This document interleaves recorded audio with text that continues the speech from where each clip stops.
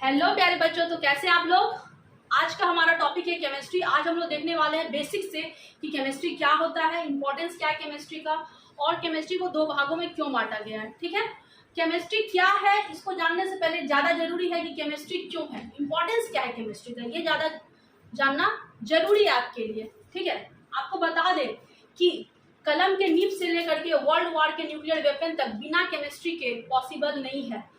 ठीक है, बिना केमिस्ट्री के और बिना केमिकल्स के पॉसिबल नहीं है। आरडीएक्स जितना भी न्यूक्लियर वेपन्स बनता है, गन, ये सब में क्या है, केमिकल्स यूज होता है, और केमिस्ट्री के बिना ये सब पॉसिबल नहीं है। तो अगर वर्ल्ड वॉर होगा या कोई भी वॉर होगा तो आप जो है लाठी से नहीं चल जाइएगा मारने के लिए दुश्मनों को। ठीक है, वहां पर न्यूक्लियर वेपन और बहुत सारा केमिकल्स का जरूरत या नीड पड़ता है, तो इसके लिए आपको केमिस्ट्री जानना जरूरी है। तो अब आप ये मत सोचिए कि मैम जो है प्रमोट करे कि जो है न्यूक्लियर बॉम्ब बनाओ। ठीक है, न्यूक्लियर बॉम्ब बनाओ, दुनिया का सत्यानाश कर दो, तो ये मेरा मोटो नहीं बच्चों।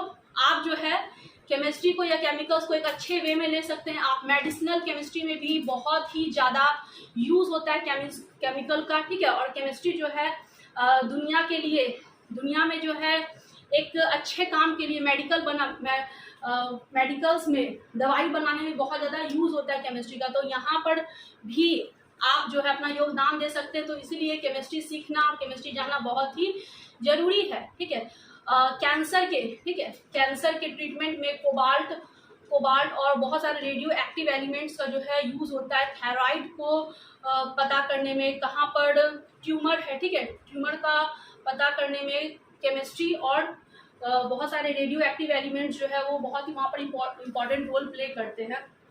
ओके, तो आप जो ये कलरफुल वर्ल्ड देख रहे हैं, दुनिया देख रहे हैं, इसमें जो पेंट्स है, पेंट्स का एक कॉम्प्लेक्स या कोऑर्डिनेशन कंपाउंड है जो कि वर्नर साहब के द्वारा दिया गया है। ठीक है, वर्नर साहब के द्वारा बताया गया है। तो अगर पेंट्स नहीं होता तो ये आप जो कलरफुल दुनिया देख रहे हैं ये सब भी पॉसिबल नहीं होता।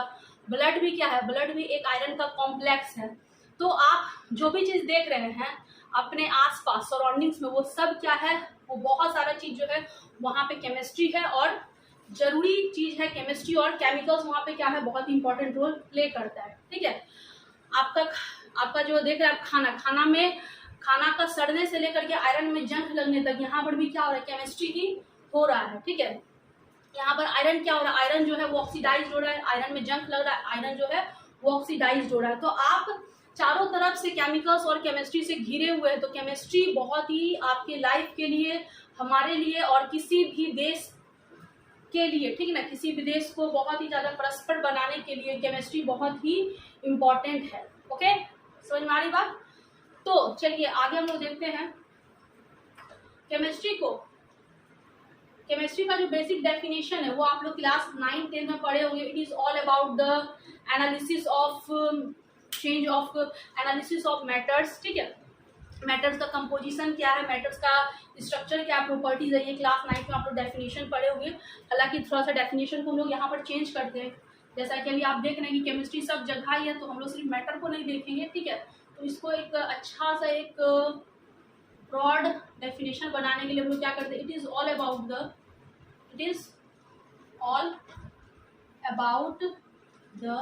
एनालिसिस ऑफ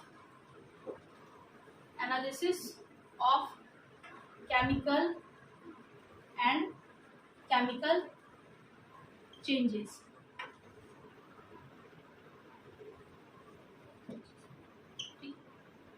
तो हम लोग केमिकल का एनालिसिस करना, ठीक है, केमिकल का एनालिसिस करना और केमिकल चेंजेस जो भी देखते हैं वो सब क्या है, केमिस्ट्री है। ठीक है, वो सब क्या है, केमिस्ट्री है। तो केमिस्ट्री को बेसिकली बच्चों दो भागों में डिवाइड किया गया है। ठीक है, केमिस्ट्री को बेसिकली दो भागों में डिवाइड किया गया है।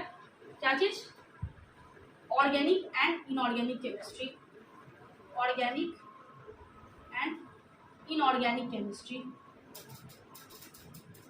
ऐसा क्यों किया गया है, ऑर्गेनिक और इनऑर्गेनिक में क्यों डिवाइड किया गया है, तो इसके पीछे का रीजन क्या है समझते हैं। ठीक है, इसके पीछे का रीजन क्या है। तो एक्चुअली जितना भी आप पीरियोडिक टेबल में एलिमेंट्स देख रहे हैं, ठीक है, पीरियोडिक टेबल में जितना भी आप एलिमेंट्स देख रहे हैं, बहुत सारे एलिमेंट्स हैं। ठीक है, तो उसमें कार्बन एक ऐसा एलिमेंट है। ठीक है, कार्बन एक ऐसा एलिमेंट है जो कि कुछ यूनिक प्रॉपर्टी शो करता है, कुछ यूनिक प्रॉपर्टी शो करता है कार्बन। ठीक है, और वो यूनिक प्रॉपर्टी क्या है आपको पता होगा, carbon has unique property, carbon has unique property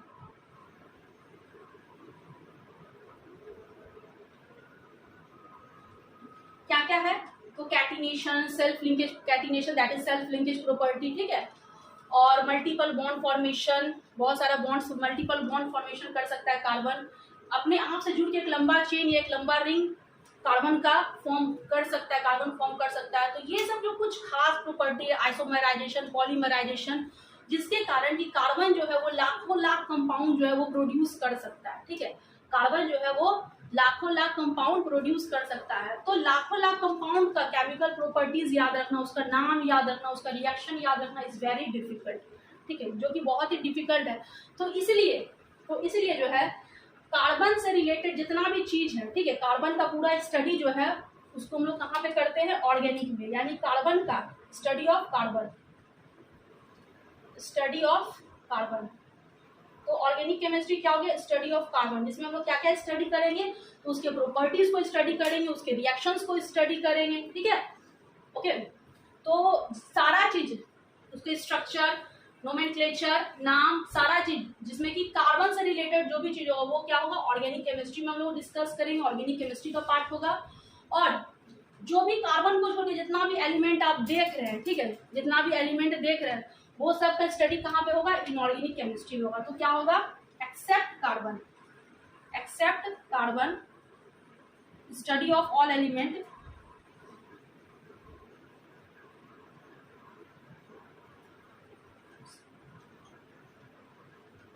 belongs from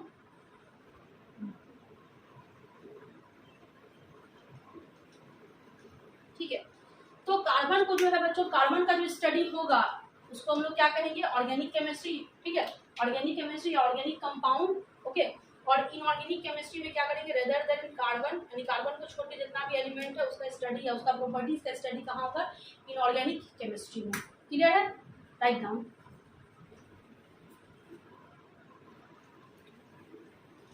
तो चलिए आगे देखते हैं हम लोग, केमिस्ट्री हम लोग देख चुके हैं कि केमिस्ट्री क्या है, और अब हम लोग देख रहे हैं कि ऑर्गेनिक केमिस्ट्री क्या है, ठीक है। सबसे पहले एक एक करके देंगे, सबसे पहले देखते हैं organic chemistry, organic chemistry, organic chemistry को क्लासिफाई करते हैं सबसे पहले। तो ऑर्गेनिक केमिस्ट्री क्या है, it is a branch of experimental science